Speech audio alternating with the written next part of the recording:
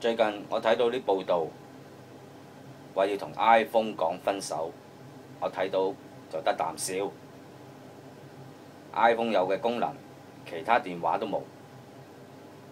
我身為 iPhone man，點都要出嚟撐撐㗎嘛。呢一個叫做 Siri 嘅功能，你哋有冇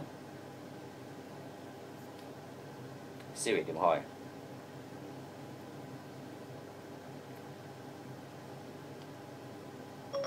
搞掂。靚女，唔好意思，我聽唔清楚。我讚你靚女啊！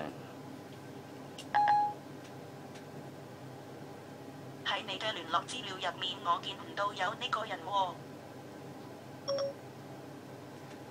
食飯未啊？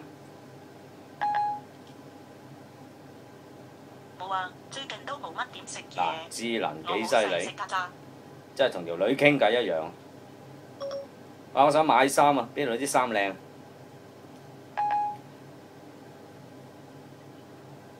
我唔知你所講嘅，我想買3130，係咩意思？不如等我幫你。我想睇醫生。你可以咁講。點解你唔可以等埋我問埋你先至答嘅呢？喂，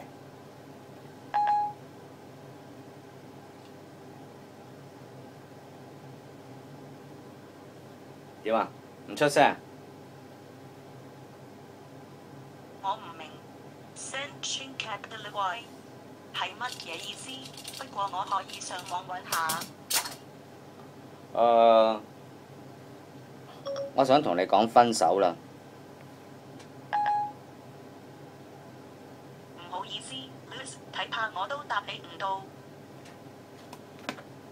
咁睇怕我都要同你講，Sayonara。唔好意思 Liz， 睇怕我都答你唔到。分手啊，拜拜啊！我唔明你嘅意思。